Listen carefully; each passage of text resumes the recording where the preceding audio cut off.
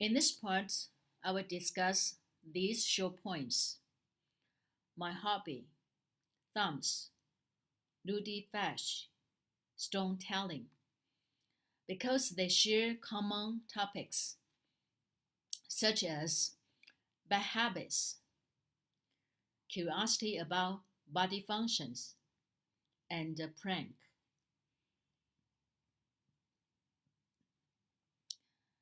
McDonald's also grouped them and discussed them together.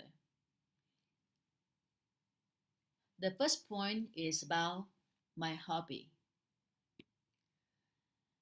This is a poem that celebrates the joy of speeding, though speeding is offensive. It is amusing, especially when one does it from the 26th floor, using targets below to judge one's success.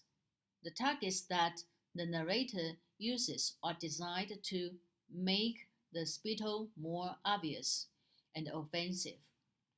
Hats and white Persian cats, who are averse to liquids of any kind on their fur and who will sport the spittle as a blight on their coats. Speeding from a distance, especially anonymously, is nearly ineffective in its offensiveness as spitting in someone's face. Perhaps it is more effective because one can choose victims randomly, rather than having to find a reason to be offended. The narrator's pose at the end: as I smile, as I sit, as I speed from the 26th floor, suggests a sly, smug superiority, underscored by his lofty height above the street as well as by his anonymity among his victims. The insulting, unpleasant hobby of speeding is celebrated here, and the children who take a pride and interest in the products of their bodies, as well as in breaking the rules with impunity, will find as much pleasure in the poem as the speaker does. It confronts a topic and a behavior that is so far out of the range of adult propriety that it is unexplained and unmentioned except as an utter prohibition. Here, the child narrator avoids weirdness by indulging in speeding as a hobby, not an obsession.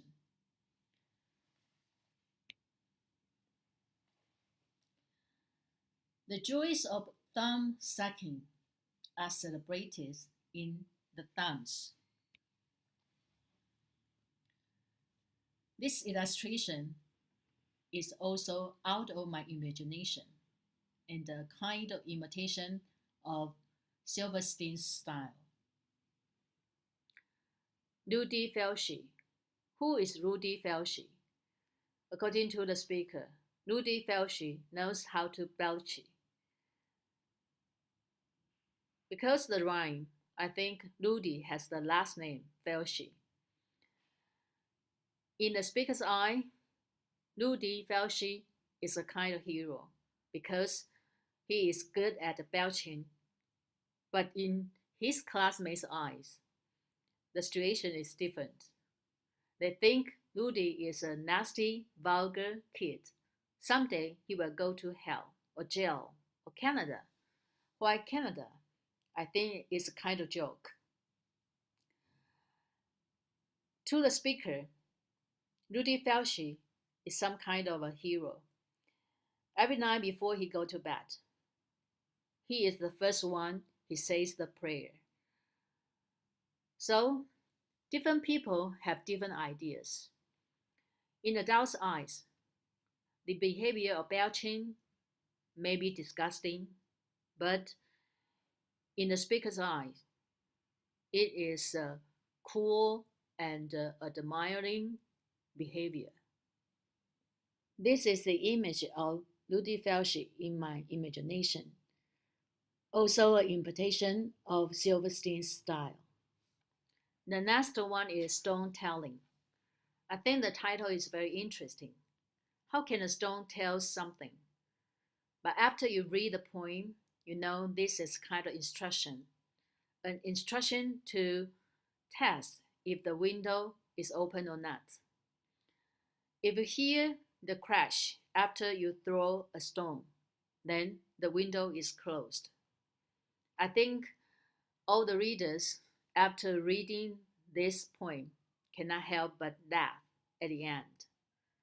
Nobody will follow this instruction, but this way of writing is some kind of protesting gesture to a ridiculous rule or ridiculous instructions from the adults or from the parents.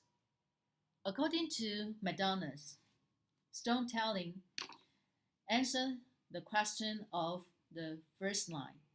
How do we tell if a window is open? The solution is to toss a rock through it and wait for the noise. The narrator's experimental bent in trying more than one window. The compulsion to move from the first window to the second echoes children's sometimes destructive behavior in following a logic path or in following instructions to the later, if not the spirit of the law. No one capable of reading the poem will be fooled into believing that Silverstein's instructions are anything more than humorous. But sometimes adults insist that against common sense, children follow rules that are equally confusing and likely to be instructive. I think that's the purpose of Silverstein's writing this poem. He also wants to satirize the rules, ridiculous rules. Such rules must make about as much sense to children as this particular rule. The poem is almost not a poem, as it is set in short lines but without a rhyme or much apparent meter. The conversational tone here is potent, since Silverstein is at once mocking adults and imitating their patronizing tones of address to make his point. Oops, the window is closed.